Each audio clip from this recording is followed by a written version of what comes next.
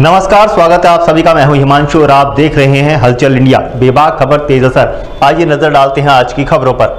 अमरोहा के हसनपुर में अवैध रूप से संचालित क्लिनिक और अस्पतालों को नोडल अधिकारी द्वारा सील कर दिया गया। वहीं मौके पर भारी संख्या में लोगों की भीड़ जुट गई। गुरुवार को स्वास्थ्य विभाग के नोडल अधिकारी शरद चौधरी ने नगर के मोहल्ला पूट रोड स्थित दुआ हेल्थ केयर सेंटर और बच्चा केंद्र पर चिकित्सक नहीं मिलने पर और 2 ऑपरेशन तथा एक नॉर्मल डिलीवरी के मरीज मिलने पर मौके पर कार्रवाई की, जहाँ मौके पर कोई चिकित्सक या कर्मचारी मौजूद नहीं होने पर सील कर दिया गया। साथ ही उन्होंने बताया कि अवैध रूप से संचालित किसी भी नर्सिंग होम, अस्पताल व क्लिनिक को नहीं चलने दिया जाएगा। उन्होंने कहा कि IGRS पर महेंद्र नामक युवक क्षेत्र के गांव बाई खेड़ा की शिकायत प्राप्त हुई थी, जहां मौके पर पहुंचकर क्लिनिक को सील कर दिया गया है। उन्होंने कहा कि आज 2 क्लिनिकों को सील किया गया है। उन्होंने कहा कि सांसद चौधरी कंवर सिंह तंवर ने निर्देश दिया था कि अवैध रूप से संचालित किसी भी नर्सिंग होम को चलने नहीं दिया जाए और उसको तत्काल प्रभाव से बंद कराया जाए। कार्रवाई जो है लगातार कल भी हुई थी और लगातार ये जारी रहेगी, क्योंकि जच्चा बच्चा केंद्र जो अवैध रूप से चल रहे हैं या अवैध रूप से पैथोलॉजी चल रही है, उन्हें तत्काल जो है उन्हें बंद कराया जाएगा।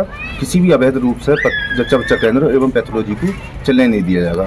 इसी एक सूचना मिली थी कि हसनपुर में दुआ हेल्थ केयर सेंटर नाम का एक क्लिनिक चल रहा है गली में, और जिसमें सिजेरियन हुए हैं। और यहाँ आकर देखा तो 2 सिजेरियन थे और एक नॉर्मल डिलीवरी थी।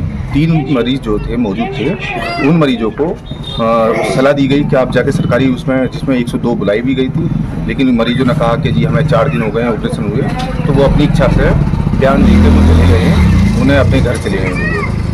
तो किसी भी तरीके से अवैध जो सेंटर हैं उन्हें नहीं चलने दिया जाएगा। तो लगातार ये कार्रवाई जारी रहेगी। आज कितने सेंटर बंद थे? आज जो है 2 करे हैं, जिसमें एक गांव था, एक उसमें महेंद्र, उसकी IGRS पे एक शिकायत आई थी डॉक्टर महेंद्र की। बाई खेड़ा नाम का एक गांव था, उसमें जाके देखा तो वो एक हॉल है उसका खुला हुआ, जो उसका एक हॉल में वो क्लिनिक चला रहा था, जिसमें एक मरीज भर्ती था बुखार का। तो उस पर जो है कार्रवाई करी गई है और एक दूसरा ये करा।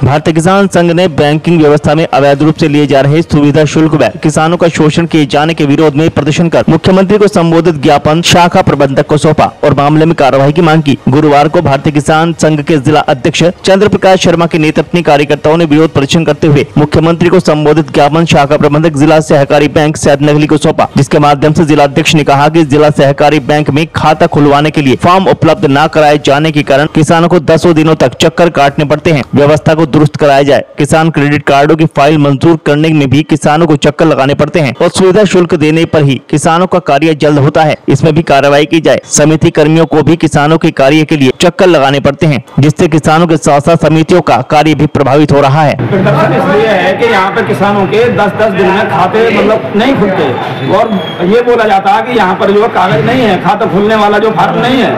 10 दिन हो गए हैं, अभी एक जो है किसान है उसका खाता अभी तक नहीं खुला है।